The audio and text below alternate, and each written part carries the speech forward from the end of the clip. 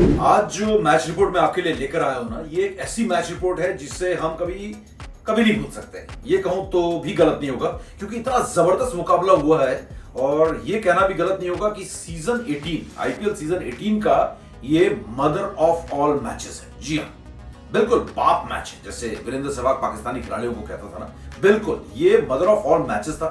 और कहते हैं ना एल क्लासिको, मतलब सही मायने में ये मैच एल क्लासिको साबित हुआ, क्योंकि ये एक्चुअली में अगर आप देखोगे तो दो टीमों के बीच जो है ना मुकाबला नहीं था, ये मुकाबला था दो बड़े दिग्गजों के बीच, विराट कोहली और रोहित शर्मा के बीच। कहीं ना कहीं टीम ने बैकसीट ले लिया था और मुकाबला हो रहा था यहां पर रोहित शर्मा और विराट कोहली के बीच। ये मैच रिपोर्ट आज मैं आपके लिए लेकर आया। आरसीबी लैंड हुई मुंबई में। जी हाँ, इस बार आरसीबी को उनके घर में जाकर खेलना था, एक ऐसी जगह पर खेलना था जहां पर वो 10 साल से जीते ही नहीं थे। वानखेड़े में 2015 में आखिरी बार जीते थे, उसके बाद कभी जीते नहीं है। 6 बार लगातार वानखेड़े में वो हार चुके हैं। तो एक ऐसा गढ़ है, एक ऐसा किला है जिसको वो पिछले 10 सालों में भेद नहीं पाए हैं। तो ये कहीं ना कहीं आरसीबी के लिए मुश्किल मामला था, क्योंकि पिछला मैच वो भी हार के आ रहे थे, बिल्कुल मुंबई इंडियंस की तर्ज पर। तो चलिए शुरू करते हैं मैच रिपोर्ट, क्योंकि इस मैच में अगर मैंने कहा है कि ये मदर ऑफ ऑल मैचेस है इस सीजन का अब तक का, तो जरूर कुछ खास होगा। तो इस खास मैच रिपोर्ट को खास अंदाज में आप सुने। मुंबई इंडियंस ने टॉस जीता और पहले गेंदबाजी का फैसला किया वानखेड़े स्टेडियम में, और ये फैसला सही भी है क्योंकि ज्यादातर मैचेस यहां पर चेज करने वाली टीम जीतती है, डिफेंड करने वाली टीम नहीं जीतती। लेकिन यहां पर जो हुआ वो तो वाकई देखने लायक था। शुरुआत आरसीबी की यहां पर विराट कोहली और फिल सॉल्ट ने, और पहला विकेट जो था बहुत जल्दी गिर गया। फिल सॉल्ट सिर्फ 4 रन बनाकर आउट। लेकिन इसके बाद जो बल्लेबाज आया उसे देखकर भी इतना भरोसा नहीं आ रहा था, क्योंकि आईपीएल में अब तक उसने कुछ खास किया नहीं था। देवदत्त पडिक्कल है, और देवदत्त पडिक्कल ने जो बल्लेबाजी की, चौके और छक्के जो लगाए वो लाजवाब थे। और जिस तरीके का कॉन्फिडेंस उसने दिखाया, और विराट कोहली की जो इंटेंसिटी और शुरुआत से जो आक्रामक तेवर थे, वो भी इस मैच में देखने लायक थे। सेट होने का टाइम नहीं लिया उन्होंने इस मैच में, उन्होंने आया स्टैंड एंड डिलीवर वाला गेम खेला, लाजवाब। और इन दोनों के बीच दूसरे विकेट के लिए मैं आपको बता दूं, यहां पर जो साझेदारी हुई वो 91 रनों की हुई, 91 रन ऑफ 52 बॉल्स। जी हां, विराट कोहली और पडिक्कल के बीच। इसके बाद 95 के कुल स्कोर पर देवदत्त पडिक्कल आउट हो जाते हैं 37 रन बनाकर 22 गेंदों में, और 2 चौके लगाते हैं, 3 छक्के लगाते हैं, स्ट्राइक रेट 168 का। इसके बाद मामला यही नहीं था। आरसीबी का कप्तान बीच में आया, जिसका नाम है रजत पाटीदार। जिस फॉर्म में वो है, जिस तरह की कप्तानी वो कर रहा है, वाकई में टीम के लिए एक मजबूत कड़ी वो बन गया है। अब आप देखिए, बड़े बड़े नाम नहीं थे बल्लेबाजी में, लेकिन क्या बल्लेबाजी यहां पर रॉयल चैलेंजर्स बैंगलोर के खिलाड़ियों ने की। यहां पर तीसरे विकेट के लिए विराट कोहली ने 48 रनों की साझेदारी की रजत पाटीदार के साथ। इसके बाद 143 के कुल स्कोर पर कोहली भी चलते बने, और उन्होंने 67 रन बनाए, लाजवाब बल्लेबाजी की। 42 गेंदों में उन्होंने 8 चौके और 2 छक्के लगाए, और 160 का स्ट्राइक रेट रहा विराट कोहली का। 160 का स्ट्राइक रेट, इससे पिछले मैच में 100 के स्ट्राइक रेट से रन बना के आए थे, 30 गेंदों में 31। तो ये था विराट का इस बार जलवा। उसके बाद 144 में चौथा विकेट गिर गया 143 के बाद, क्योंकि लियाम लिविंगस्टोन खाता नहीं खोल पाया। लेकिन इसके बाद जो हुआ वो धमाल था बॉस। 5वें विकेट के लिए जो बल्लेबाजी देखने को मिली रजत पाटीदार और जितेश शर्मा के बीच, वो तो कमाल था। आप सुन के समझ जाएंगे कि ये किस लेवल की पार्टनरशिप हुई होगी। 69 रन, 69 रन, 69 रन सिर्फ 27 गेंदों में।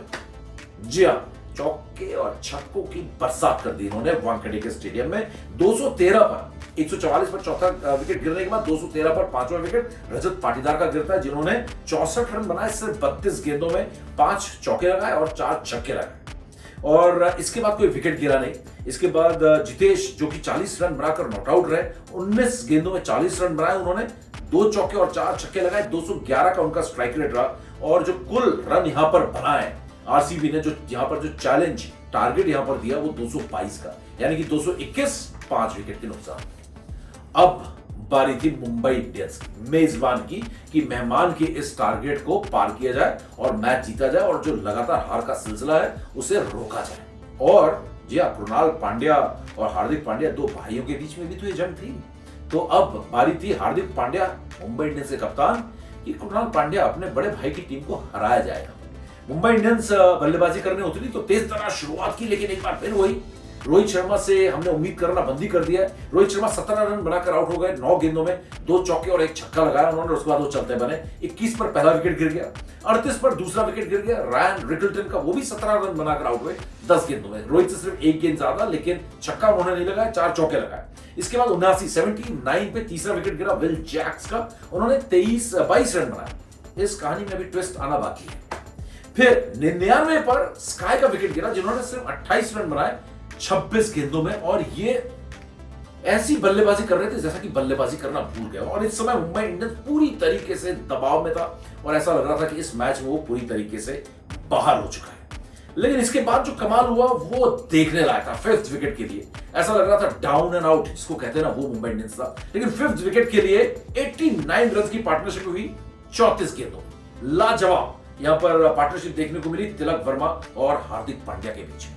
क्या बल्लेबाजी की दोनों ने मिलकर, जहां पर स्काई जो थे स्ट्रगल कर रहे थे, उनसे खेला नहीं जा रहा था, विल जैक से नहीं खेला जा रहा था। सडनली ऐसे लगने लगी कि मुंबई की पिच जो है बल्लेबाजों के लिए ही बनी है, पेल्टर। लाजवाब बल्लेबाजी की, लेकिन तिलक वर्मा 56 रन बनाकर 188 के कुल स्कोर पर आउट हो गए और 29 गेंदों में उन्होंने ये 56 रन बनाए, जिसमें उन्होंने 3 चौके और 4 छक्के लगाए और स्ट्राइक रेट 280 का बॉस। इसके बाद लगता है कि हार्दिक पांड्या जो कप्तान जिस स्वैग से खेल रहे थे और जिस तरीके से वो हर गेंद को नीचे वाले माले में तो मार ही नहीं रहे थे, फर्स्ट फ्लोर या सेकंड फ्लोर पे मार रहे थे वानखेड़े स्टेडियम के। 194 के कुल स्कोर पर पांड्या आउट हो गए और पांड्या के आउट होने से यहां पर मैच का रुख थोड़ा सा बदला, क्योंकि 18.1 ओवर में जब पांड्या आउट हुए तब मुंबई इंडियंस जीत से सिर्फ 28 रन दूर थी। शायद यहां पर हार्दिक पांड्या को ये मैच फिनिश करना चाहिए था, जिन्होंने 15 गेंदों में 42 रन बनाए, 3 चौके और 4 छक्कों की मदद से। 280 का स्ट्राइक रेट इनका भी। क्या कमाल मतलब ये मैच हुआ है, धड़कनें सबकी तेज हो गई। उसके बाद 203 पे सैंटनर आउट हो गए, ऐसा लगा कि उसके बाद तो ताशरी पत्तों की तरह बिखरी। 208 पे चहर, 203 पे चहर 8वां विकेट, 209 पे 9वां विकेट गिर गया नमन धीर का। और इसी तरीके से अगर आप देखें, नमन धीर ने 11 रन बनाए और कुल 12 रन से ये मुकाबला जो है मुंबई इंडियंस हार गई और आरसीबी ने जीत दर्ज की 6 मैचेस लगातार हारने के बाद, और 10 साल के बाद मुंबई इंडियंस को अपने के घर में हराया।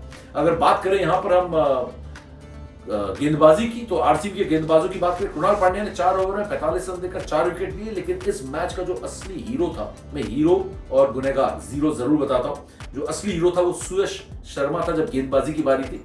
लाजवाब गेंदबाजी की, आखिरी ओवर में 20 रन जरूर गए, लेकिन 4 ओवर 32 रन दिए, विकेटलेस रहे। लेकिन इस बंदे ने विल जैक्स और सूर्य कुमार यादव का बिल्कुल जो है ना, कहते हैं ना, चोक करके रख दिया, रन नहीं बना देते। वहीं से प्रेशर बना और उस प्रेशर से वो निकल नहीं पाए।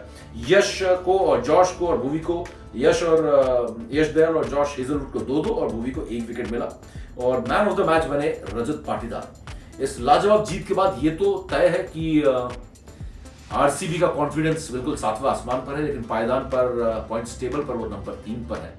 और मुंबई इंडियंस की अगर बात करें तो वो पॉइंट्स टेबल पर 8वें नंबर पर है। और अब उम्मीद ये करनी चाहिए कि मुंबई इंडियंस इस हार से उबर कर आए, जो कि बड़ा मुश्किल लग रहा है। लेकिन आरसीबी का तो तय है कि इस बार उनकी दावेदारी जो है ना, टाइटल के लिए बड़ी मजबूत है।